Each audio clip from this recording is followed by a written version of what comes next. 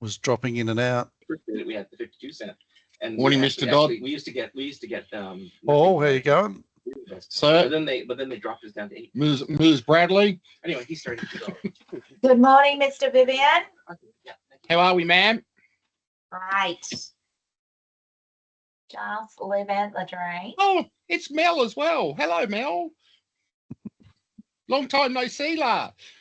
You know Mel, do you? Sorry?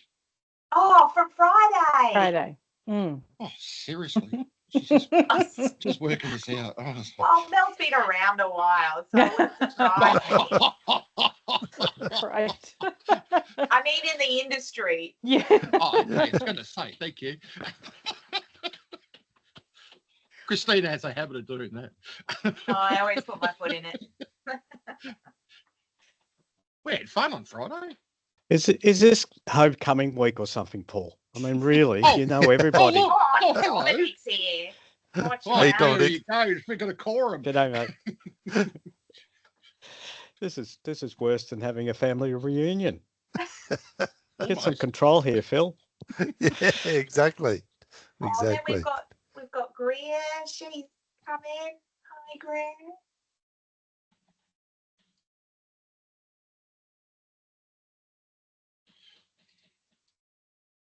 Brett's hiding.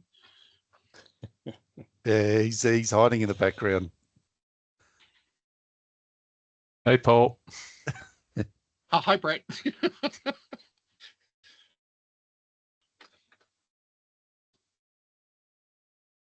Yeah, you got a few Mr. people there, Phil. Mr. Skelton. It's not Yeah, it's starting to drop in. We'll get it. We'll just wait another minute or so. We did have a few more registered, so we'll just see if they're going to drop in. For some reason, people tend to be a little bit late. fair enough. Hello. I did hear you say hello to me, but I was off putting a t-shirt on because I realized I only had like a singlet, and I thought, oh, I better put a t-shirt on, cover the arms for the meeting. A bit more professional, hey, Greg. Maria, I have to tell you about a story that I heard about someone showing up to a meeting in just their bra. Oh, what? That's not great. I wouldn't have done that. That's a bit hectic. Must have been Paul Vivian. No, I won't tell you about the conversations that Christina and I have had. Oh my God. some of those sessions are like, bloody hell. Now I must ask, what was Friday? Sounds like Friday must have been a good meeting. It was. What Deb will never talk to us again. No. No, but- oh man, I feel so sorry for her. Yeah. We had one of the face-to-face workshops for the vet workforce blueprint. So Oh no, yeah. yeah, for Queensland. Mm. We had the one in Melbourne a couple of weeks ago. Oh, awesome. It was good. And then Yeah. they kicked me out because I kept interrupting. Well, we did have Warren and Veronica. Oh, Veronica was there, was she? Oh yeah, Veronica was there, right? Oh, good. Deb, I think, got about 2 PowerPoints out and just gave up and Yeah, just bless. sat there. In the end, we just I asked her, who were you again? Because she never said a word. The look on her face was like, oh my God, seriously? And then she just disappeared. It's like not even a goodbye. It was like gone back to Melbourne. It's like, oh great, okay. She won't want to come back to Queensland ever again. I wouldn't say that, Paul. Queensland's a lovely state, even though I'm from Melbourne. Well, that was the other problem. We just kept picking on Melbourne. Not all Yeah, of us. That'll I was do going it. to say you're picking on the Mexicans coming up there because we're all abandoning Victoria, are we? No, it was just because there was Brett McMahon.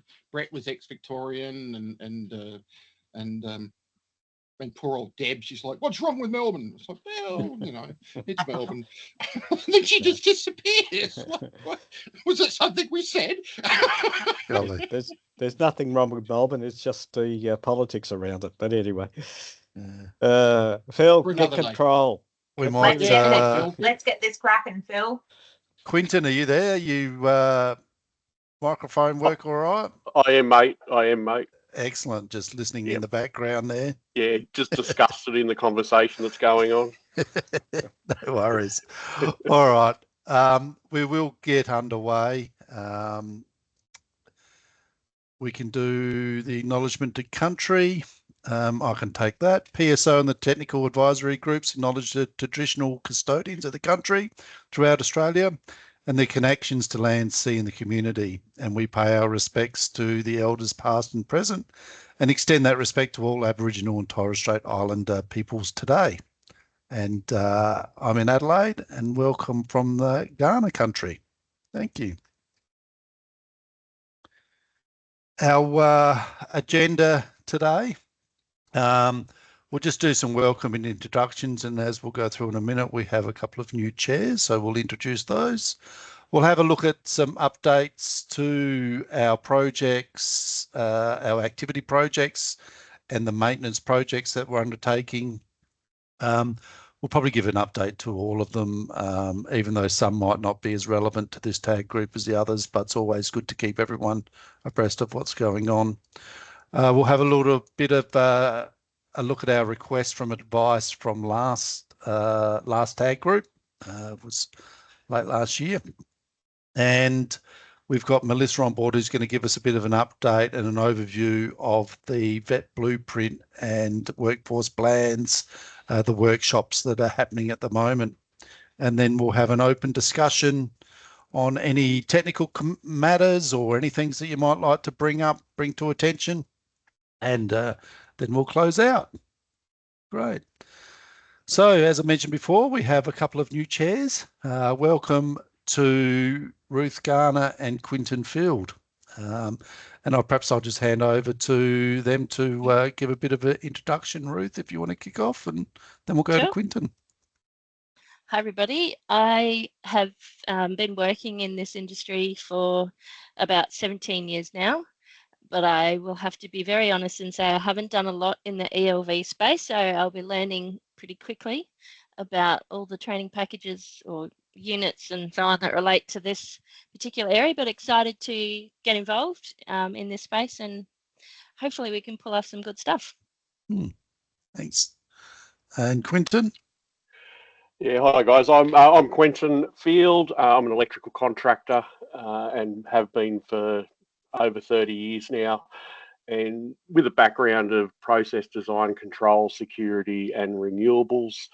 I'm less on the tools these days. As every electrician out there knows, your knees and back and elbows and shoulders and everything start going. So more often than not now I'm doing SME work and expert witness work, and I also work at TAFE New South Wales and have for 14 years. And I've also got a small interest in a private RTO as well. So I was as they called us, champions last year. So I was on the same tag last year as a champion, now as a chair, which I prefer the name. And we did do some great things last year, and especially building up to the end of last year with our work with CEDIA and a few other organisations. I think we can do a lot here and really get some of these relationships going and the industry going in this ELV space. So that's me. Thanks, Quinton. And I'll just do a bit of a whip around from everyone else so they can introduce themselves. We can start off with Dominic. Morning, everybody. Dominic Scapano. Most people know me as a person with many hats, so I'll just refer to the PSO area. We look after TITAB, which is one of the cable registrars, along with NECA and ASIAL and Bixie and Fire. We've got about 28,000 registered cablers, of which around about 50%, 45-50% are electricians. And the reason I mentioned that is because part of the registration process is to recognise the UEE training package and the competencies as well as the qualification. So that's my background, but I also deal with the vet space in many, many ways. and been working very closely with Paul Vivian and Paul Skelton to get CEDIA's programs recognised in the system, and we've done that successfully, I think. We're just going through the process as a stream in what we call the certificate for in integrated technologies. And the reason I mention that is because I think that's a very good model for the PSO to pick up as part of something we can work with in the future. The last thing I will mention is that the ACMA has just gone through a legislative update, and I think we need to, with any PSO updates, we need to get the ACMA involved, let alone the energy regulators. On that note, that's me. No worries. Thanks, Dominic, and perhaps we can just explore a couple of those things later when we have a bit of an open discussion, especially with that ACMA pathway and those sorts of things as well. Greer? Hi everybody, Greer Novak. I'm the acting manager here at licensing in Queensland, electrical licensing. Back to my substantive position as of next week, so you may see Michael Heinemann back for the next meetings. No worries. Kevin? Yeah, good day, guys. It's Kevin. I'm a trainer at Australian Institute of Electrotechnology. We call it AUSINET, and we do Certificate 2 Electrotechnology and Cert 3 Electrotechnology. That's why I'm interested in this space, just to make sure that we are up to speed with what's happening in the ELV space. No worries. Thanks, Kevin. We'll move on to the first of our polls, Paul Skelton. Thanks, Phil. Yeah, my name's Paul Skelton. I'm the country manager for CEDIA in Australia and New Zealand. So I'll be, as Dom said before, I've been working quite closely with Paul Vivian and Dom about trying to get greater representation of smart home technology integrators into the training pathway out there, because it just hasn't existed in the past. So yeah, I've been around for about 20 years, 5 years with CEDIA. Yeah, so that's me. Thanks, Paul. And Paul Vivian? I'm Paul Vivian. I'm the technical consultant for CEDIA, and working with PSO and Dominic about the UEE 30320 upgrade. I'm also telecommunications trainer in Brisbane, working for a few different RTOs. Thanks, Paul. Peter Woods? Yeah, Peter Woods from Sydney Trains. Principal assessor. I look after all the accreditation system and training for the electrical field in Sydney Trains. I'm in this one more as an oversee, just to see that anything from here, I take it this is where the SIGELEC one sits, that it won't do any disadvantages to us in the UET stream, which is where I'd normally sit. No, thanks, Peter. And yeah, you're right. This is where the rail signalling one will sit. So yeah, we can discuss that as well. And Stephen? Sorry. Yeah, I'm the NFIA National Technical Manager. I deal with obviously all the members, or most of the members in Australia that install fire systems. And obviously this is an integral part of them and their qualifications. So yeah, really interested to see what comes out from this and what input we can have. Thank you. Thanks, Stephen. Yeah, good point. Anyone else who's just jumped in that I might have missed along the way? I'm just going through the list there. Michaela might have just jumped in. Sorry, a bit later. No, you're traffic. Right. Oh, good. Yeah, just give us a quick introduction would be great. G'day. I'm a principal lecturer or senior lecturer at TAFE SA, and we teach Certificate 2, Certificate 3 electronics, and Cert 3, and diploma electronics as well as data and voice, Cert 2, Cert 3 data and voice. Excellent, thank you. Great. All right, we'll slip over to our next slide, and I think Christina was going to give us a bit of a review of our previous tags. Yep, so thanks, Phil. We had our last tag in 2024 in November, and we put out a request for advice for tag members to get back to us. And that request for advice is up online now, and we'll talk about that shortly. But for this particular tag group, last year in November, we had 20 registered and 11 people attended, which was great, and considering the time of the year for everybody. And then we also had 10 of those people who attended provide advice when we sent out that request for advice. So you guys are the most responsive. So well done to you all. And just a reminder, when we go out for request for advice, maybe next week, please make sure that you do respond to that, because it helps us move things along. The people that came through the request for advice, we'd like to just show everybody what organisations they're representing and the jurisdictions that they're representing, and that's on the slide here for you to have a look at. That's me, Phil. Thank you. All right, I'll just move on to the updates. I won't spend too much time on there, but, you know, welcome to ask any questions as I go along. So the UET rescue units, this is the 7 units. This includes the rescue from live panel. So this one has is just, we're getting prepared for submission to the assurance body. So it's come back from the state and government SROs, the state responsible officers, and getting ready for a submission to put into assurance. So getting near the end of that phase.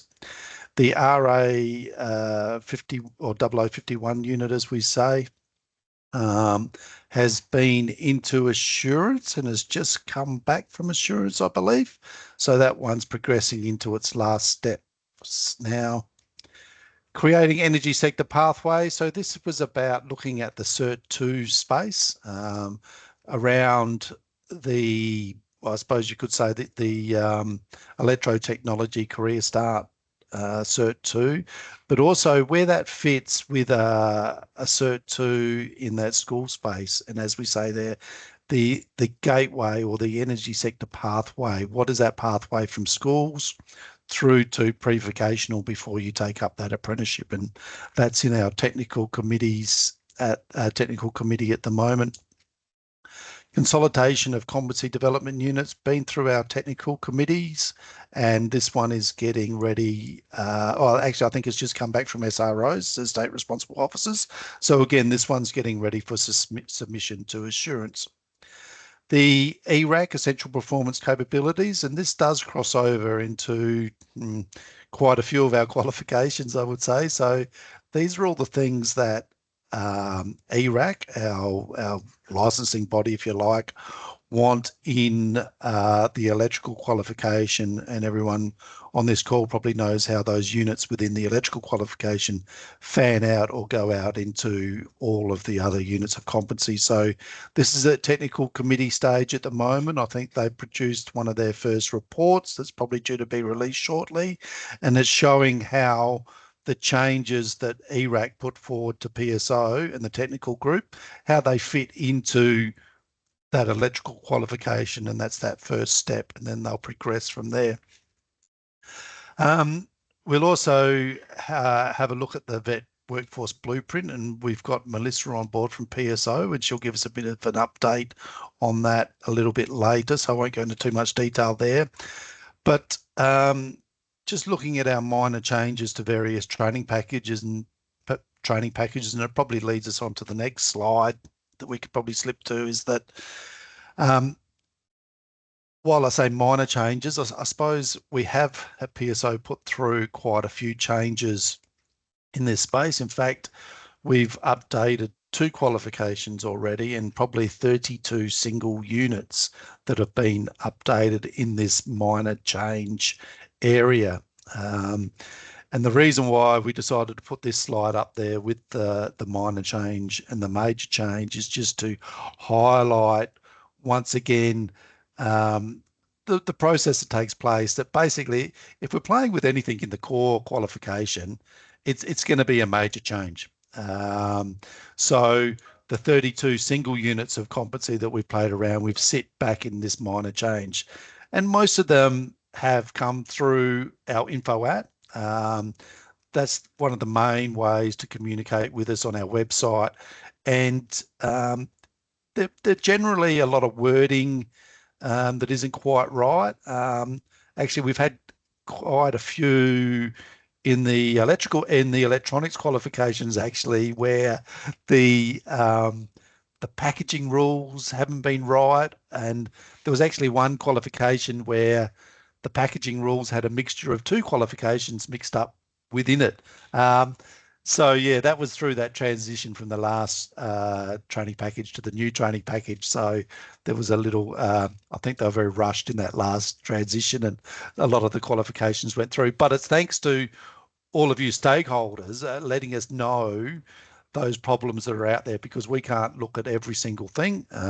We are pretty good and we get on most of them, but no, we can't get every single one that's out there.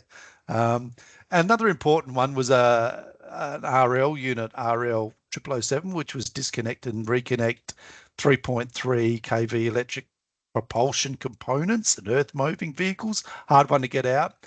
And that was a minor update because it stated that it was 3.3 kV. You couldn't work on anything up to 3.3 kV. It had to be, because of the way it was described in the training package, it had to be 3.3 kV or nothing. So by adding a few word changes into the applications and the knowledge and the performance criteria, the unit is able to be used a lot more, basically be used a lot more, because it can work on any of those electric propulsion vehicles up to 3.3 kV. So they're the sort of minor changes that we're talking about, along with what it says on the slide there about the superseded units within the qualifications. That one's always a hard one. You know, anyone who knows that Career Start or the Electrotechnology Career Start has had some superseded units in there that don't belong to PSO, like the white card. It's probably 2 or 3 years old, but it can't be updated without a major change because it sits in the core. Roundabout way, that one will be fixed now, because we are looking at that qualification in that gateway project. But that's a good example of where we can get bogged down with units that have been superseded and sitting within the core. And as part of those minor changes, we've also updated the companion volume. I think the UET one has been done, and the UEE one has been done as well. So as we move through the qualifications, of course, we have to update those companion volumes.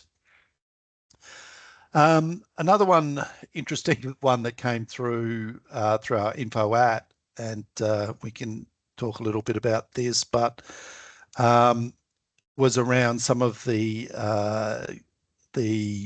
solar units of competency, and this was particularly around the skill sets. And I think it's not just around this, but there's a skill set for these particular units, but the requirements is that you're not allowed to undertake these skill sets unless you hold an unrestricted electrical license. And someone said, well, can we have 4th year apprentices come in and undertake these units? And unfortunately, we said no. As per the letter of the training package, you can't. But when you go in and have a look at the actual units of competency that sit within these skill sets, there's actually nothing stopping an RTO that has the units on scope from delivering the units. They just can't deliver them in a skill set. So as long as they meet the prerequisites for the units, they can deliver the units, but they can't deliver the skill sets. So it's one of those things that just doesn't quite make sense. And I think it was Quinton brought some similar things up around some of the RE units as well, that I think through the transition of the last lot of training packages, and I know we're talking transition and it's been over probably a year or so now, but people are just really starting to get their teeth into a lot of our units of competency, and they may not have used some of these skill sets, some of those RE types of those RE, those renewable type units as yet, and they're finding out all these little, I say not bits and pieces, but all the intricacies around some of these things within our training package. So yeah, just a really interesting one that came up. Request for advice. I think Quinton might even be able to talk to this one for us. Yeah, I'll give it a go. Give it a go. So Good. that renewables one was interesting actually, because in doing a bit of research on it as well, I just think they've used that licensing and regulatory information field incorrectly on the skill set. Because I looked at a one from from like a motor vehicle skill set. Yeah. And in that field, it literally says, look at the training package for any licensing or regulatory requirements, rather than specifically saying you must have a license. And it's interesting when you go into the units, and all it requires either 39 or 51 to do the units. So it's obviously, it's almost like a typo in those renewable units, and one of those anomalies that we'll never know about. So yeah, and we'll have a look at those skill sets, because yeah, I mean, if you can just go and do the units, yeah, that's right. So and yet you can't do the skill set. I mean, it doesn't make a lot of sense. It'll only affect those RTOs that have put the skill set on scope instead of the individual units, I'm guessing. So yeah. Who knows? All right, so the request for advice last year, there were 6 questions posed to the group, and some of these I'll know about, but some of them I wasn't sure about. But starting the first one there, which was providing the mapping between the DV and ICT units, that was something we highlighted early on in last year's ELV tag. Where there's an issue when a student undergoes 30820 and they already hold the ICT units. It's a difficult process to RPL from the ICT units to the DV units, meaning that those students generally will need to undertake the DV units because it's an easier pathway, as opposed to the RTO providing that RPL service between the two. So out of that, the decision was to create a mapping document, or that was the preferred option, because we looked at a number of options, like deleting the DV units and importing ICT units and the like. But the recommendation was to create that mapping document that RTOs might be able to rely upon to effectively say that those units are somewhat equivalent and providing an assistance in the administrative process of those units. So those students get that ability to come across. Actually, I'm currently teaching a student who has a Cert 3 in telecommunications and has worked in that industry for, he's an older student, so probably north of 20 years in the telecommunications industry. And it's still too difficult in our processes to actually give him go through that RPL process for the DV units. So then we identified changes to the cabler's accreditation, ensure ICT units are included in relevant qualifications, and then there was an investigation on an ELV pathway for 30820, which is something that we're going to look at.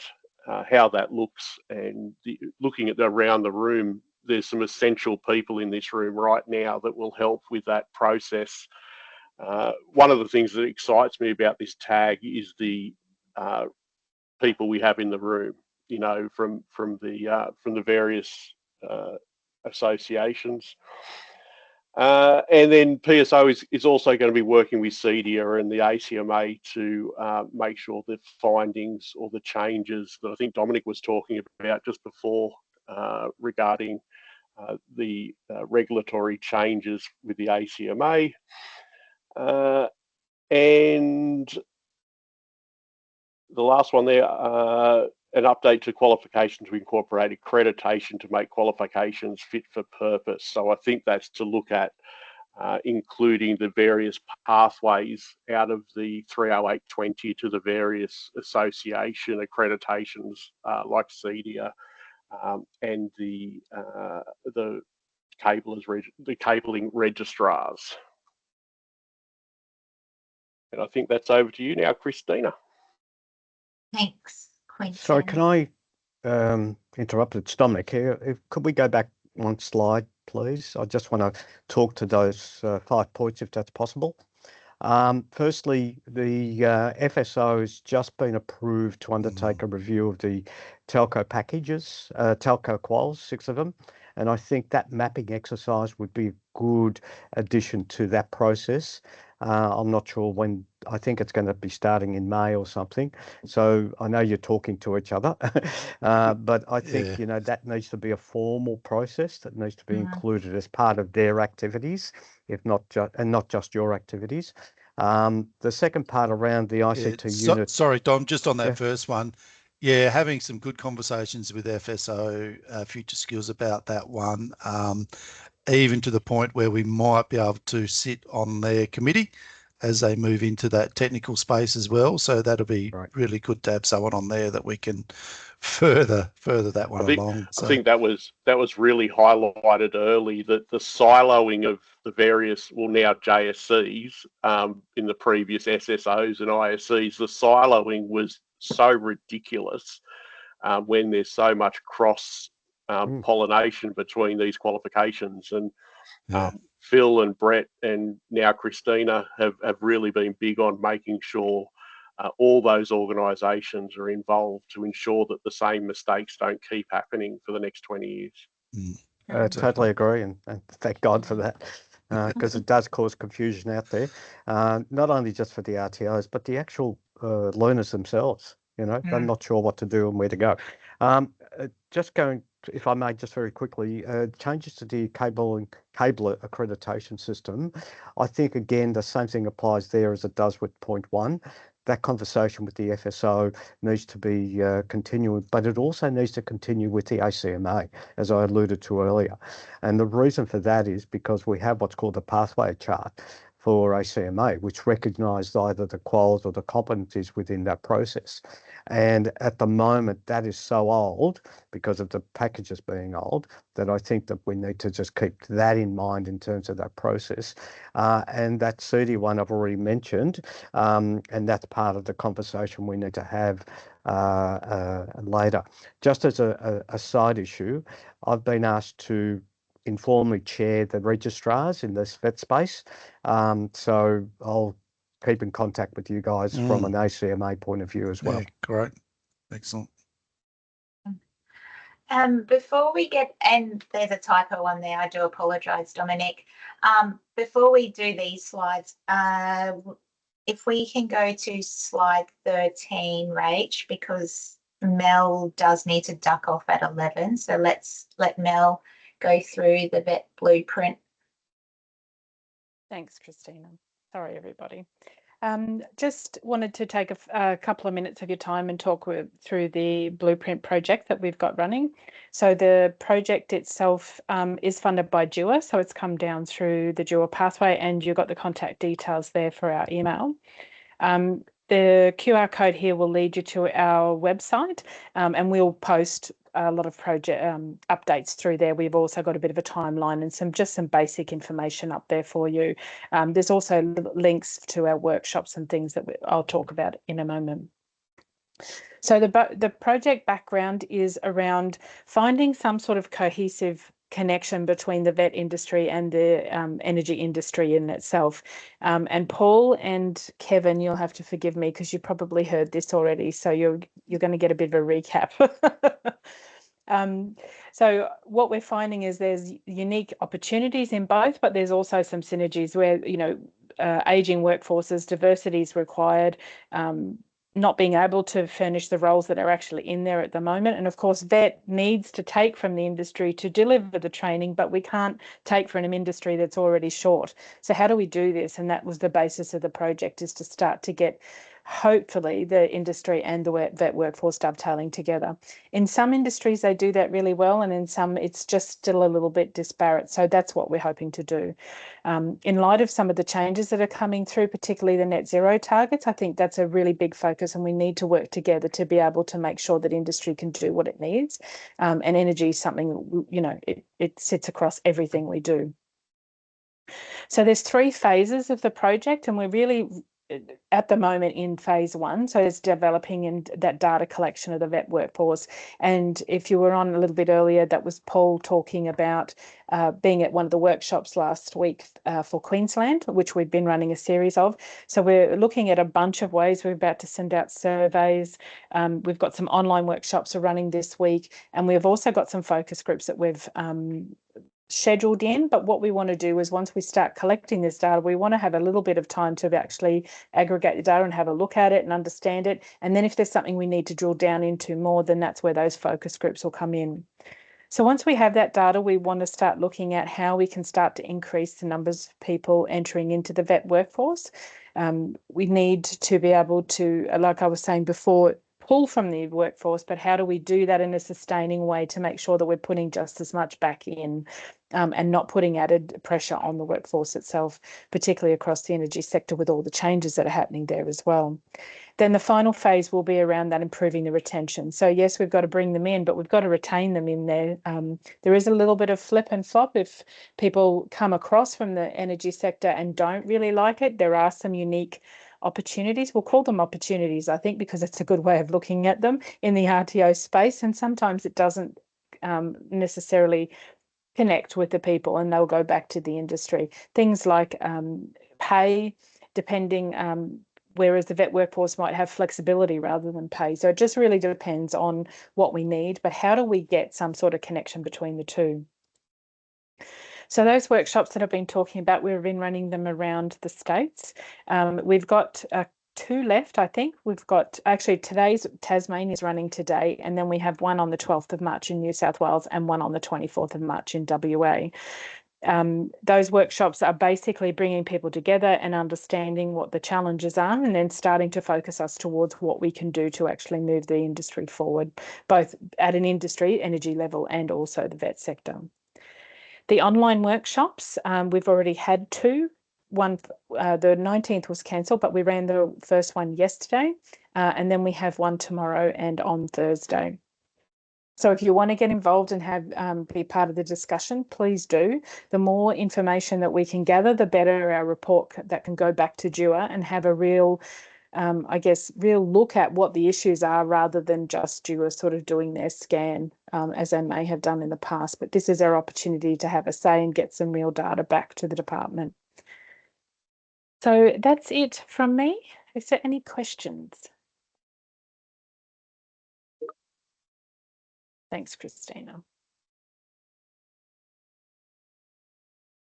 No, I'll send out an email post to this once the session's finished, and it'll just have the links to registration if you wanted to do that. And it'll also give you links to our website and a little bit of information. So thank you so much for your time. I appreciate you having me, and good luck with the rest of the day.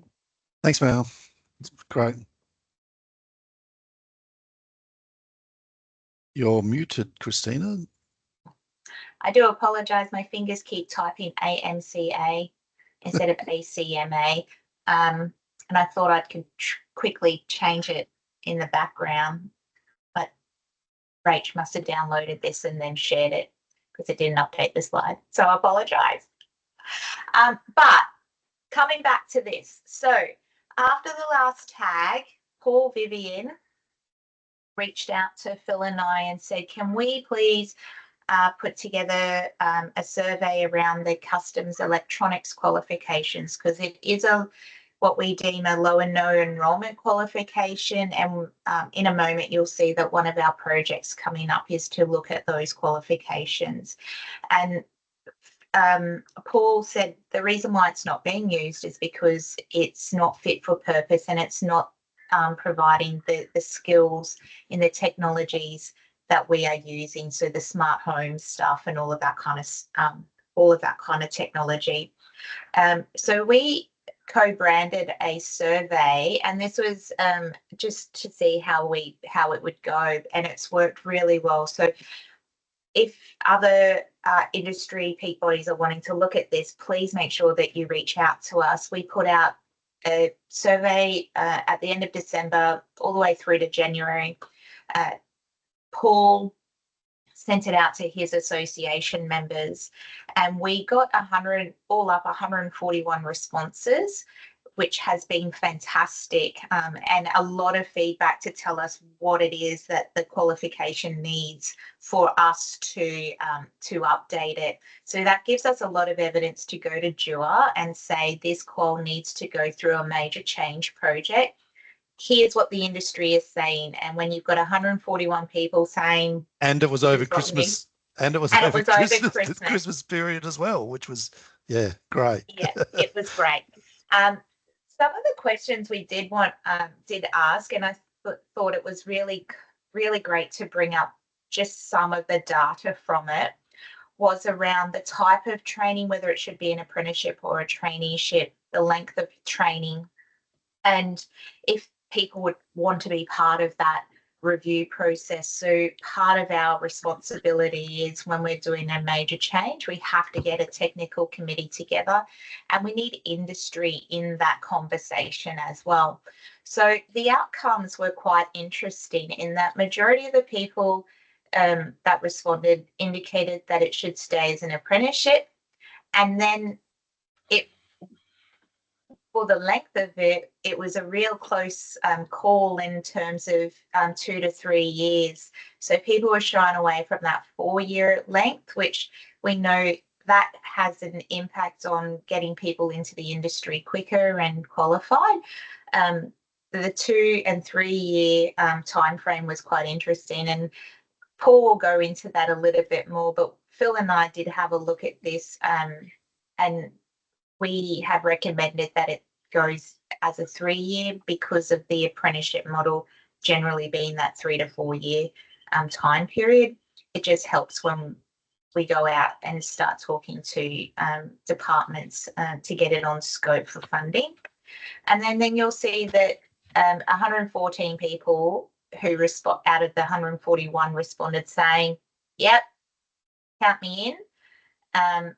And interestingly, 26 people didn't even know that the qualification existed. So this shows to us that if we want this qualification to be uptaken by industry, that we need to promote it, we need to fix it and promote it so that the industry will then use it. Paul, I was going to throw to you now. Oh, you're going to throw me under the bus again, are you? You've got 5 minutes, mate. That's it. Thank you. All right. So basically, the program, CEDIA have a non-accredited program called CIT and IST. So it's which is what is offered globally, but it doesn't really make sense with the Australian system or an apprenticeship system. So one of the ideas of the 3 or 4 year lengths was at the end of a certain stage, somebody coming through would automatically qualify for the first stage, which is CIT. And then again, at the end of that process, they would then be accredited for IST. So what that's the way we've decided to do it. We've had a lot of interest from the UK and the US into this model, and maybe Mr. Skelton could answer that after his visit to Barcelona the last couple of weeks. The interest we're getting from other groups within CEDIA, within the organisation. We're also getting from other industry bodies here in Australia. ANEXA is one of them. They want to work with the program and get it up and running. The problem we've got right now, as we found out from the last skills summit that we went to, is everybody's been classified, everything's been classified as electricians. And because of that, people are not electricians, they're in the home automation space. So that's why we're trying to really push this and create its own. So maybe Mr. Skelton, you want to just elaborate a little bit more on what we're doing? Yeah, so there's a few things going on kind of in the background. So I've just been over to the Integrated Systems Europe Expo in Barcelona and had a full day meeting with our Global Certification Commission. So they're in the process now, because our CIT and IST certifications are ANSI accredited. We're going through that now to make sure that it's still relevant. It doesn't look like many changes will be made, so that at least is still kind of happening in the background. They've got a very, very strong interest in what we're doing here, because there is no apprenticeship program in the US. So I know that they're keen to see what we're doing to see if it's something they could then push for over there. There is an apprenticeship in the UK, but it is a lot of different kind of electrotechnology occupations lumped together. So I know there's interest in seeing if they can separate out smart home technology as well. So again, they're very interested in seeing what we're doing. Yeah, and it is kind of taking a big part of our workforce development program at the moment globally, of looking at what we're doing here to see how we can push it out, and seeing how we can replicate it elsewhere. So that's kind of where we sit with the certification. We do have other certifications that we haven't gone down the ANSI pathway with, but yeah, the CIT and IST are definitely our main focus. And as Paul said, is really kind of the impetus of getting this up and running to see if we can get more people to get through the certification. I am surprised that it was only 26 people who said that they were unaware of the qualification. I would have said it should have been closer to 100% based on my conversations with the industry. They just seem completely ignorant of it existing. Yeah, but it is obviously very, very promising to see that there's that many people who want to be involved with it, because it is something that I was told about when I first entered the industry 20 years ago that we needed. And it's now 20 years later, and all of a sudden it's moving very quickly, which is great. Yeah, I think this is a really good opportunity too, Paul, to show that, you know, we've got a skill shortage in Australia for the electrotechnology qualifications. It's well documented, and it's been a systemic issue. And so working with your partners overseas as well, and making sure it all kind of aligns, helps with that trade recognition and migrant pathway that we can draw upon if we get it set up right. And so that will be part of that process, as well as making sure that we speak to Trade Recognition Australia, and having that in that conversation included, so that we can help with that workforce, the global workforce, and we can pull those people down into Australia if necessary. And then they can be recognised with an overseas qual, because it's similar to what we're doing here. So it's great work. That was actually that was the discussion that we did have with Christina the other day when we did the review. Because I work a lot with RPLs, with telco in the migration space, the idea is we could take a qualified tech from the US or the UK who holds CIT, IST qualifications, and basically have that pathway. We have our ANSCO Oscar code now sorted, and that is on the list. So it does give us the ability to not only develop the programs within Australia, we're also looking at it, then gives us for the migration pathways, but it also now gives us, and we are working with some of the schools and the industry schools.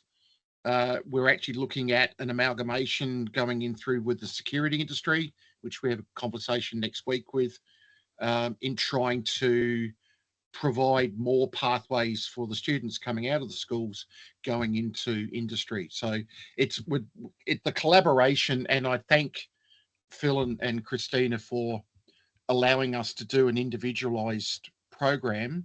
And as it's proven, it's worked very successfully. And I do hope that pathway can continue and that method can continue as we move on. Yeah. And just to back that up, Christina's put some of the results up there, but it's some of the comments around behind those statistics or those results that we got are the really interesting ones. And I know Dom put in the chat there about, you know, should it be a traineeship or an apprenticeship, or can it be both, or whatever? It was a really big, there was a lot of comments around the traineeship versus the apprenticeship. And, you know, everything from, you know, an apprenticeship is more prestigious than a traineeship, you know, and then it came down to, you know, should it be 2 years, 3 years, 4 years? You know, how much work is actually going to be in the, you know, study there is to undertake within the qualification, and that probably will be the outcoming factor on those, you know, 2, 3, or 4 years, is how much information, how much work, how much study needs to be done within the time frames. And, you know, it goes back to that old story of, you know, how much does an employer want to let that apprentice or trainee go from the workplace to undertake the study?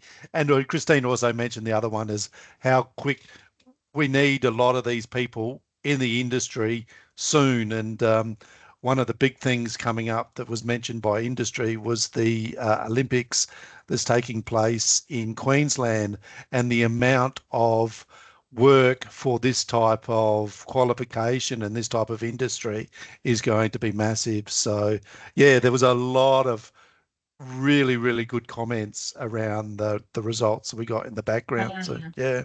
Well, it's also a lot about upskilling too. The conversation was about upskilling electricians. Yeah. So the idea of the training system at the package is so that we can take electricians and upskill them straight away. Going back the other way will be a bit more difficult, but it gave us that way of doing streams out of the 30820 in being able to make it more universal. Exactly. Yes. So this is just we wanted to showcase this as an example of collaborating with your peak body. So if you know of anybody, any other peak bodies that you want to get some information, support in updating your qualifications or whatever it is, and you think that collaboration with PSO could support that, make sure that you reach out to us. It doesn't take long for us to create a survey monkey and chuck it out there for you, and then you help us by passing it on to your stakeholders and networks. That's going to get us the best results for not only us but for you as well. So any questions before we move on? Yeah, just a quick one. Sorry, it's Dominic. Are you guys talking to Avixa, AVIXA? Was that the name you mentioned earlier? Yes. That's right. We've had some initial conversations with them. Yeah. Yep. Because I know Jonathan Spears was going to talk to you guys. Yep. I think he's been in initial with Steve Hall. He's had some initial conversations there, but we'll be following as this one gains momentum. We'll be definitely moving in that space as well. Also, just the stakeholders for this, just for out of curiosity of everybody else, it included the manufacturers as well, manufacturers, suppliers, not just the actual integrators and installers. We actually went right out into, you know, the never with it, because they also had, you know, access to people as well. So it was really well received. And again, thank you to the PSO for what they've done. Yeah, and some of those thoughts as well. I mean, at the moment, that qualification has the heading of custom electronics. It probably won't be called custom electronics by the time we finished either. So that's where we can keep the qualification, but look at what's fit for industry moving forward with some of those other spaces. And we have of late been getting some info at some bits and pieces come through from the electronics people that are out there, and I get a feeling that there's some work in that space that could be undertaken with those electronic type qualifications. I think what is out there now in those training package, I think, has been around for a long time, and it's probably the case with a lot of our qualifications. But I think that technology has moved on quite a lot, and I think the people in that electronic space are really ready for something that's more fit for purpose in that space. So, Yeah. I think Yeah, the just end consumer is. Yeah. Yeah, exactly. Exactly. so just to back that up, Phil, is when CEDIA first started, our acronym is actually Custom Electronics Design and Installation Association. We ended up getting rid of custom electronics because it's so outdated of a term now. People just don't use it. Yeah. Yeah. Yeah. So again, we'll be leaning on industry for those, for what we're going to be calling those qualifications, units of competency, and so not and whatnot. So yeah. Well, which brings us to this slide here. And on this slide, it really does come down to a great example of industry saying, hey, this qual, no one's using it, we need to use it, but it's not right.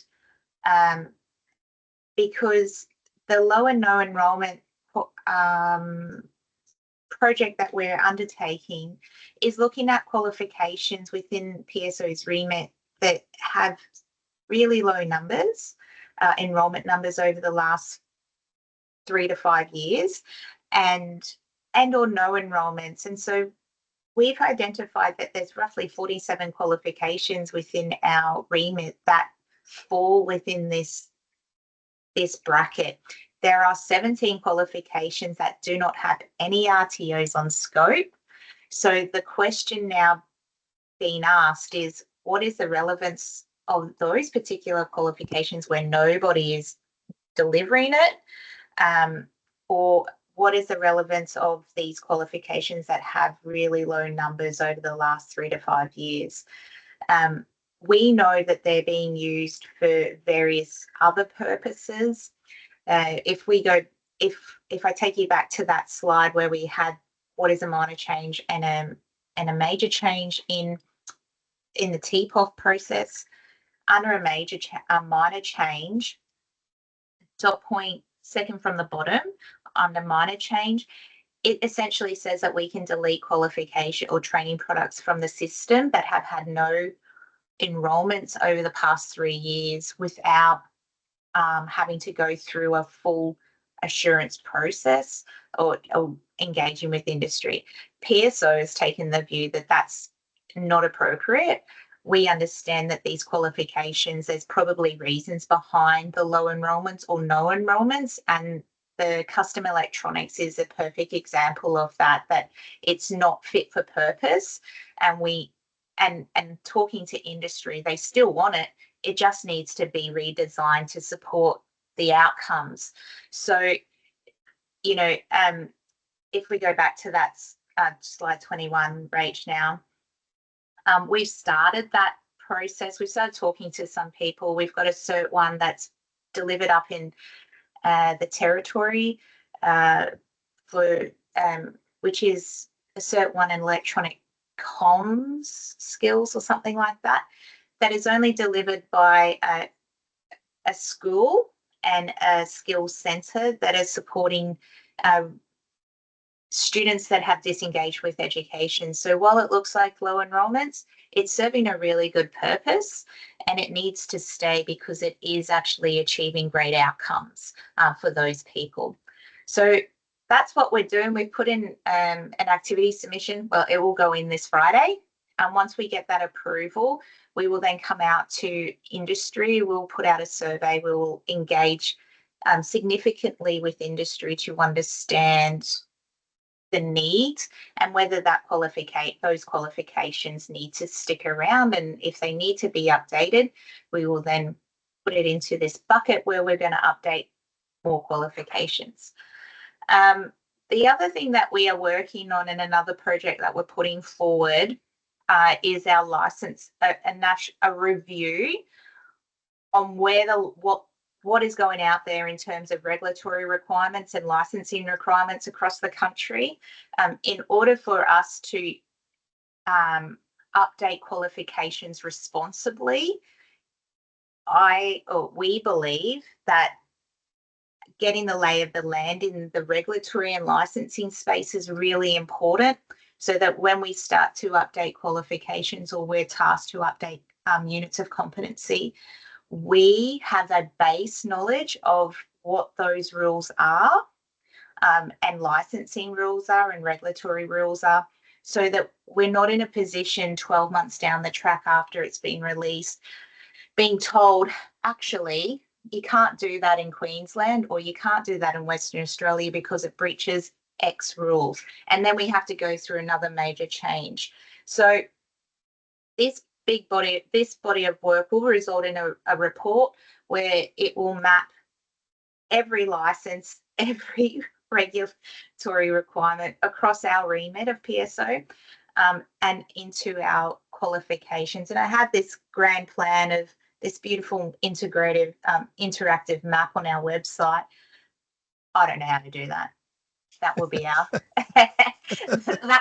I'll leave that to our graphics design team. I'll give them the data and go make it look great and pretty for us. But yeah, and so they're two of the projects that we're putting forward at the end of this week to get funding from the department to do our investigations and research into.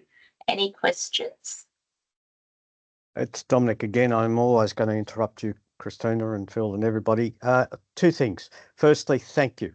And I applaud you for looking at not at enrolment as a basis, the only basis to delete qualifications review. What we found in the past, there are unintended consequences when that action happens.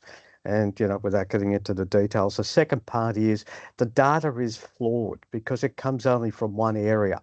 There's a lot of companies who rely very heavily on the competency framework and the VET system that don't necessarily access, RTO funding or whatever the case may be. And that's both what we call enterprise-based arrangement as well as, private RTOs. And secondly, around the licensing, thank you, because we always had that problem in the past where somebody's got a license from one state and isn't recognised in another, and that was Victoria and Queensland, et cetera, et cetera. So thank God for that. The question I have around that is, are you going to provide a mapping to those sort of arrangements that are different in every state? Because to me, that also highlights the fact that regulators need to look at that mapping as a basis for what they can do in the future. So thanks. Good question, Dominic. We are going to be working with ERAC in particular on that mapping exercise. So the report that we will produce, we'll take that into consideration, and definitely it will be available going back to those organisations. I reckon it'd be good. As Christina said, she's visualised this fantastic website with all. I think it'd be great. Just how we get to that spot is probably the question. But you're right that the mapping would be really, really good. So it'd be so helpful for RTOs and organisations to be just one-stop shop to go and have a look and see what's going on. But yeah, and it might open the regulators' eyes to what's actually going on around the country. It was quite funny when we were putting in one of our other projects in the air conditioning space that some of those regulatory bodies didn't exactly know what the actual regulation was in their jurisdictions. It was interesting how you can get caught up in all that I don't know what you call it, but yeah. So yeah. So now hand over to Ruth. This is Ruth's first, so we've held Ruth's hand all the way through. Phil and I have been doing most of the talking. After this, Ruth is thrown in the deep end, but today we're looking after her. So Ruth, over to you. All right. Okay, well, it's been great discussion so far, but we obviously have been guided by the slides. So now is your opportunity to raise any subject related to ELV tag that you would like to talk about now. So I don't know if people have got topics in mind straight up, but if you want to just stick your hand up, the raise your hand thing, and then we will hear from you. Wonderful. Do you want to go? Dominic? Oh, Dominic? sorry. I thought it might have been somebody else. No, Dominic. I've got quite a few questions, which all are positive, by the way. Firstly, again, positive stuff, all that sort of thing. The first question is around process. And people who know me know that I'm very annoyed at the fact that we've got to go through the tip off or whatever it's called, with the 7 steps that have to be sequential and all that sort of stuff. So my question to you is, can it be concurrent? Will you be able to convince the department to be able to do activities, at the same time, rather than you have to do 1 and then 2 and then 3, etc., etc.? So that's one question, which I know you probably don't have the answer. And I know you've got the 1st of July, supposedly, with the new arrangements in place, but I saw very little difference in the process. So that's one part of it, which I think may need to be considered. And if we can shorten the length of getting the process, that would be great, because it means that we can get things to the market. The second part is around the ES1, ES2, ES3, or standards, whatever you want to call them, that need to be taken into consideration, because there's a lot of changes that are happening in Standards Australia, let alone all the other regulations that are happening. So again, I know you're aware of it, but my question is, how are you going to include that in the process? Is that at the beginning or in the middle or at the end, or whatever the case may be? Well, Dominic, you've asked the hard questions, and guess what? We've got the answers for you. It's like I read your mind before we came in. So if you're coming to the summit next week, you'll hear this. And after the summit, we're going to put out essentially a town hall meeting to raise significant awareness around this. But one of the things that we've noticed, Dominic, with what we've been going through with our processes, is that we're creating churn within the system by doing the one after the other type of approach. And that's not good for RTOs or industry or anything else like that. So we've actually put in a submission. I've just drafted it for Steve Hall to look at, and for Anthea. And this submission is looking at the full UEE program, training products, to look the whole gamut, so qualifications, units, and skill sets. So there's Rachel's done a great job, about 700 training products that we'll need to be looking at for UEE. It will then move into UET, PNG later in the year. But we've started mapping out who's going to be doing what. So there'll be multiple projects going on at the same time for different qualifications. So technical committees will be stood up later in the year, specific to, say, data and communications, electronics and communications, your general UEE, your 30820 qual. So that HVAC, all of that, so that we're getting specialists in those areas to look at those qualifications, as opposed to under other models where it was just a select group of people that may not have been specialist in some of those areas.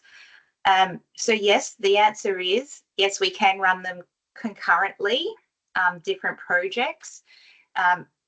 One of the reasons why we're doing this, on top of reducing churn, is also because of the standards. We know that they're being looked at, and we want to make sure that the release aligns with those standards so that we can have our programs aligning with updates to the standards. So it reduces, again, it helps bring more certainty to the industry and the training product space around updates.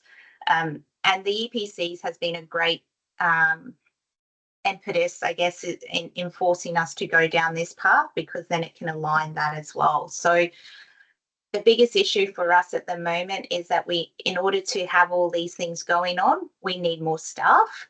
So we need to, that part of our submission is that we need to recruit. This is how many people we need to recruit for, and getting approval from DUA. So. And yep. That's all right. I was just going to go on with the second part about the TPOF, or the development processes. And you're right, Dominic, the skills ministers agreed in end of last year to implement some changes that were made through the qualification reform to help that design of qualification units of competency. So yes, that comes live from July 1, and it does have new templates for units of competency and some other information for qualification design itself, some stuff around foundation skills, but also it will help in designing and reviewing of the qualifications. I'm not saying it gives us more freedom or anything like that, but I think it gives a bit more clarity. So, for instance, when you come to review a qualification, the technical group's got to get together, and instead of looking at units of competency that are for the work that needs to be done, they're looking at the qualification and they're going, now, what is the purpose of the qualification? Is it a licensed outcome? Or is it just to give basic fundamental skills? So they can decide very early on what the purpose of that qualification is, then use specific templates that match what the qualification outcomes are. So there might be a mixture of two different unit templates within a qualification that help the outcome of that qualification. So yes, we can start using that from July. Well, we need to abide by the new standards by July 1. But realistically, as Christina said, we just don't want to go out there and do that churn. So, in some cases, some things might take a little bit longer, but it will align with the standards. AS 3000 is going through some change now. I'm on a committee looking at hazardous areas that's going to be changed in by the end of the year. So we want to try and align some of those training packages with the standards and the new TPOF, and then sort of have a bit of a line in the sand so they're done. And then in 3 years' time, when AS 3000 gets looked at again, it's ready for another change then. So that's our grand plan. Hopefully we can pull it off. Thanks, Phil. Yeah. Okay, thanks, Dominic. That was a great question. Did you have anything else you wanted to add before we move on? Ruth, as people know me, I've always got something to add, but I better stop there, otherwise we'll be here all day. That question? Yeah, look, That's everybody all right. who knows me, I've got a lot of questions and answers too, by the way, and answers. Good. All right. Well, opening the floor to somebody else. Has anyone else got a question that they'd like to raise here now? Just checking I can see everybody. Raise your hand if you do. Michaela. Okay, just a quick question. That I think it was slide 7 with the major and minor changes. We were talking on previous about splitting the UEE CD 0043 into I think it's 44 and 46. Would that be regarded as a major change because it's revising units of competency in the core of a qualification? Correct. Yes, yeah, it would be. And in saying that, with the EPCs and that project that's underway with the 30820, I'm pretty sure they'll have a bit of a good look at those DC units of competency, and I think there's 5 from memory, including the ELV one, the 2 or the 3 other ones as well that fit into those multi-part, whatever. Yeah. And just see, look, do we actually need 5 qualifications that talk about the same? Well, it's not all the same thing, but is there a need to go back to 1, or is there a need to have single path and multi-path and that? So I'm pretty sure that'll cover that in that EPCs, and that's where we were saying that so many of our units of competency within that electrician qual just flow out, especially into all those electronic quals as well. So what's your thoughts, Michaela? Which way should we be going? Look, as an RTO, currently the UEE CD 0043 is a big unit. It's 80 points, sorry, and that's a lot for a lot of Cert 2 students to absorb. I'd like it if it was in bite-sized chunks of 44 and 46, and I believe that's what the electricians did with their Cert 3 electrician, where they split the 43 or whatever the old code was, E104, into the 2 new codes, and I'm very happy with that for 2 reasons. We don't have to do 80 hours in quotes of delivery, so it's two 1 week blocks. It'll be down to a 1 week block and then another 1 week block later on when the students are ready. And also, I think in the certificate 3 computer assembly and repair, cert 2 computer assembly and repair, all they've got is just the old E103 unit. Yeah, the So ELV I'm one. not sure what it is in the new one. So effectively, it just seems like breaking it into bite-sized chunks would be nicer, especially at the Cert 2 level, which is where these qualifications operate. This units operate. Yeah, no, I understand that. Great. Great. Thanks, Michaela. Kevin, I think you're next. Just a quick one. This one's more for Phil. You mentioned about HA. Is there a tag for HA soon coming up, or is that not at this stage? No. But as I said, it will need to be later in the year. So they're working on the standards. They're finalising the drafts back to Australian standards. So I think they're getting near the end. I think probably towards the end of the year. And then, yes, it'll have to be a project, and it's in our plan to have the those hazardous areas units looked at for sure. Yeah. Yep. No worries. Thank you. Thank you. Paul Vivian. Hello. Quick question. Waiting points. Are they coming or staying or going? So waiting points aren't in the new training package development framework as such. So the new qualifications will probably not have waiting points in there. Okay. Now, that's not to say that there won't be guidance around how to deliver qualifications. You can't, as you all probably know, you can't just go, bang, let's get rid of that. Industry would just be up in arms, and, so much, although it's not, well, it is PSO's problem. I say it's not PSO's problem, but, we don't work. The funding is not our game, but we know that funding and how's it delivery and everything is caught up around the waiting points. So there will need to be something in place as they disappear. But I can say that in sitting in on the gateway Cert 2 gateway programs, those qualifications that they're looking at within the technical committee, they're not talking about waiting points within that qualification. So, yeah. Okay, excellent. Thank you. Thanks, Paul. Okay. Who have we got next? Anybody else with a question? Just Kevin one again. last question. Yeah, with the gateway program, is that something separate, or is it outside the Cert 2 gateway program? Is that just one of the tag meetings, or? Yeah, so I'm just confused. Yeah. Yep, no worries. No, I can explain that. So one of the projects that we put up at PSO before Christmas was the energy sector gateway project, if you like.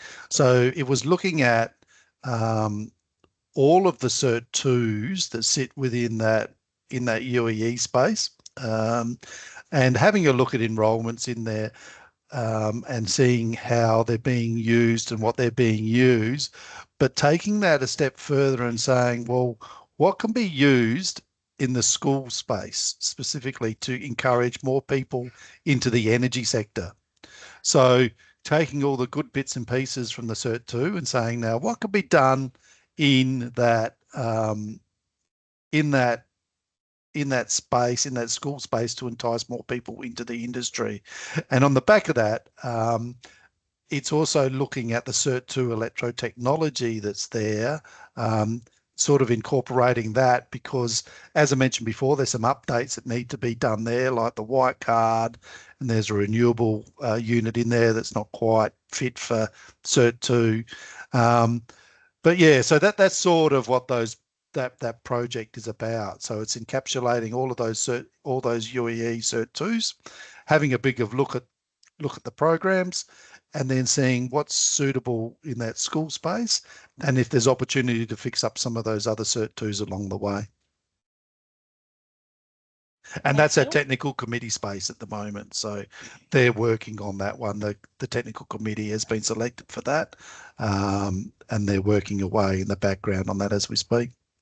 Can I just clarify a bit to that too, Phil? Yeah, Kevin, for sure. those so these the tags we're in now are almost like a repository to get the information together and people to have their voices heard. And then they tend to turn into a technical committee that actually does the legwork, I guess, you know, and puts the advice together, ready to put out for public comment and follow that process.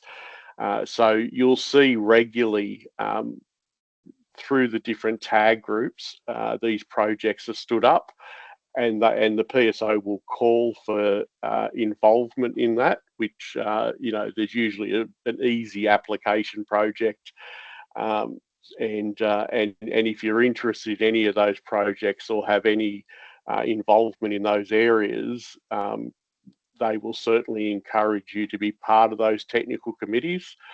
I'm on 4 of them at the moment. I applied for 4 and yay, got 4, which has taken a lot of time over the last 6 months.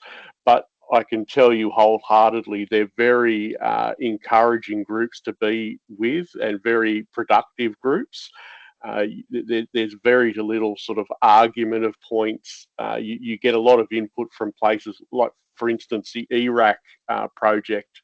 You have all the regulators there. You have people from various RTOs around the country and various industry groups who get together and finally, in this space we call VET, we have collaboration between these groups that have traditionally been siloed away from each other for some unknown reason, and the regulators start to see the challenges that the RTO space have, and the industry now see the challenges that the regulators in the RTO space have. So there's this great collaboration and some good work being done to hopefully get better outcomes for everyone involved, not just the RTOs, the industry or the regulators. So I'll certainly look out for those projects as they come along and definitely get involved, because you do actually feel like you're making a difference to the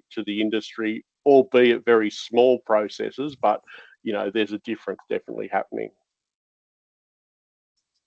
Oh, that's great. So how do I get involved in this 2 thing, or is it too late now? It's too late now, but Okay. with the big grand plan that we kind of dropped today, there'll be more information coming out, and once we get approval from JUA later in the year, we will be asking for nominations to be part of all of the various technical committees that we need for the review. So at that point, Kevin, put your name down for whatever you want. Yeah. And we take it from there. So is it just going to be like an online session that like we're doing right now, and then we go through the whole package of, say for example, the CERT 2, and break down all the Ks and Ps, isn't it? It's not like a one-on-one meeting where you have to face-to-face in Brisbane or something like that. It can all be done online. You're just checking. Yeah, all online. Yeah. Okay. Perfect. Yeah. No, pretty That'd be much what great. you described. Yeah.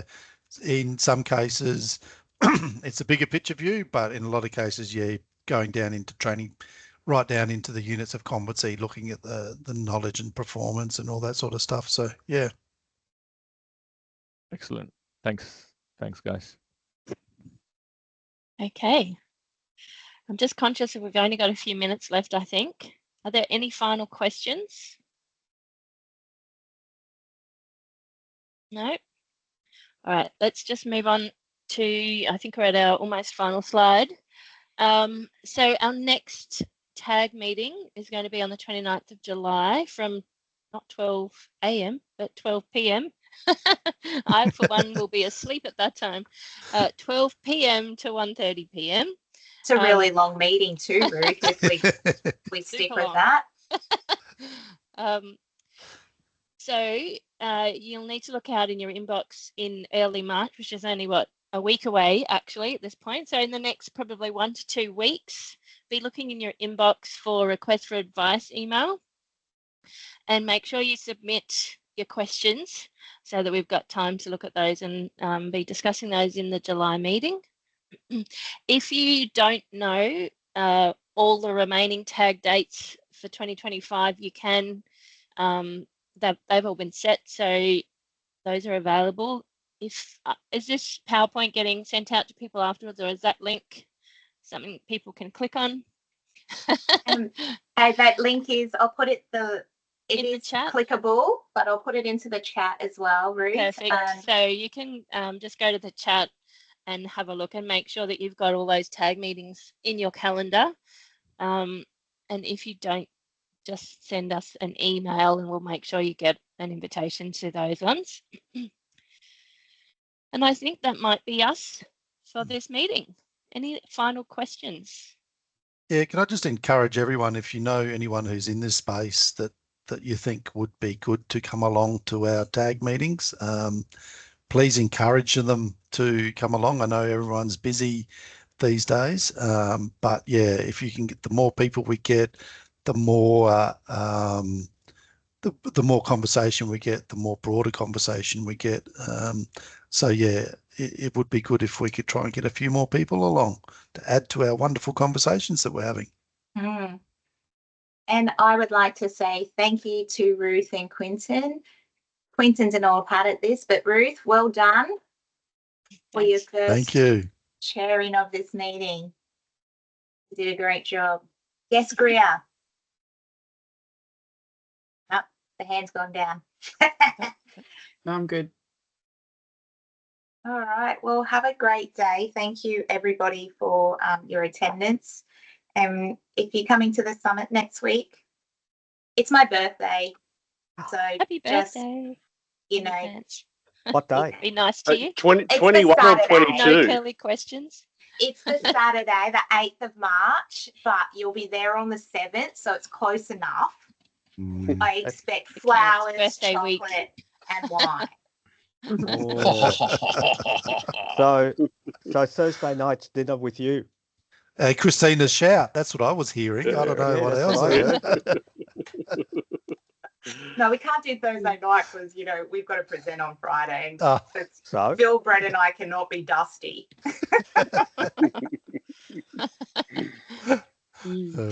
Looking forward to it. All right. Thanks, everybody. Fantastic. Thank you. Bye-bye. See you next week.